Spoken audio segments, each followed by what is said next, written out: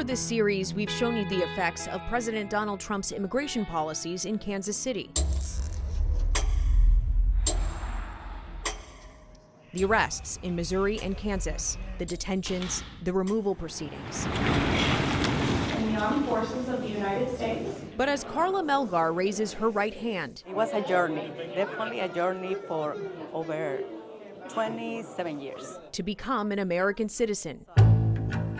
5 miles away, another woman fights in Kansas City's immigration court to stay. Soy de Nicaragua. She's too afraid to show her face or share her name. Sinceramente, ahorita mismo está difícil. Right now it's hard because the lawyers are taking advantage, and there are others that right from the start, you have to give them $3,000. 2 women, 2 very different paths, both caught in a system that everyone we spoke with says is broken. President Trump's orders in his second term haven't just targeted enforcement. They've also restricted legal pathways. The Trump administration has done more to limit migration, both illegal and legal, than any administration. Sir, this is an executive order realigning the United States refugee admission program. He suspended the refugee admissions program his first day back in office, calling new refugees, quote, detrimental to the U.S., and cut admissions from 125,000 to a record low 7,500 whenever he chooses to resume the program. That's according to the Migration Policy Institute, which tracks the program's admissions since its inception in 1980. After a National Guard member was killed in a D.C. shooting. That animal should not have been allowed to come into a country. The suspect, an Afghan national admitted as a refugee and later granted asylum, prompted the administration to review all refugee cases approved under President Joe Biden. The policy change hit Kansas City resettlement organizations hard. The Jewish Vocational Service has helped resettle more than 1,600 refugees in Kansas City since January of 2021. Almost half are children. The administration also paused decisions on all pending asylum applications, with the director of U.S. Citizenship and Immigration Services saying they won't resume, quote, until we can ensure that every alien is vetted and screened to the maximum degree possible. It's a freedom country, so I want to be a free man. We met this asylum seeker outside Kansas City's immigration court. He fled Brazil after he says a cartel threatened him. So I say no. Then they get into my barbershop next 2 weeks and broke all my barbershop and tell me, if you don't do, we will broke your family, you broke you. His case has been pending for 3 years. Now, any new asylum seeker may find themselves in limbo.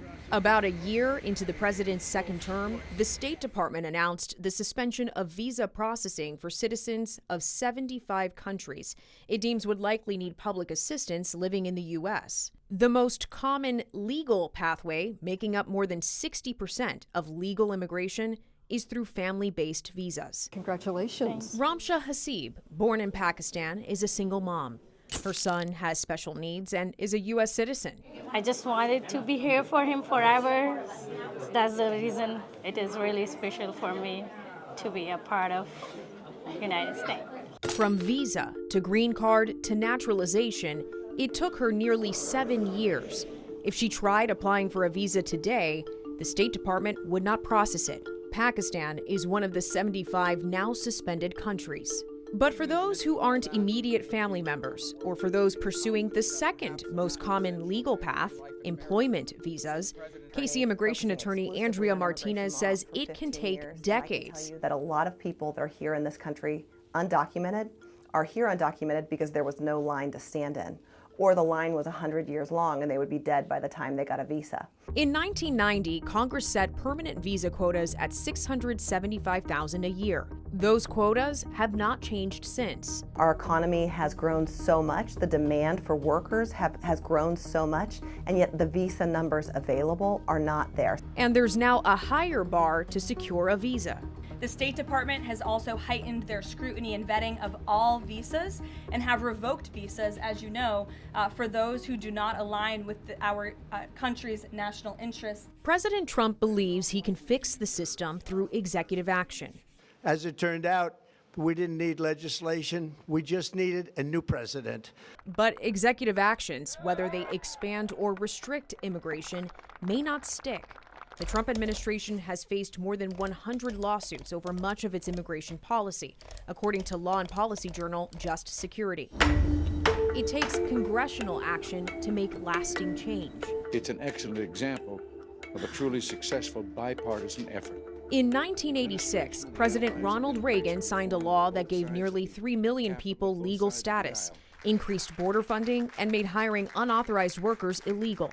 It's been 40 years. Congress has not passed comprehensive immigration reform since.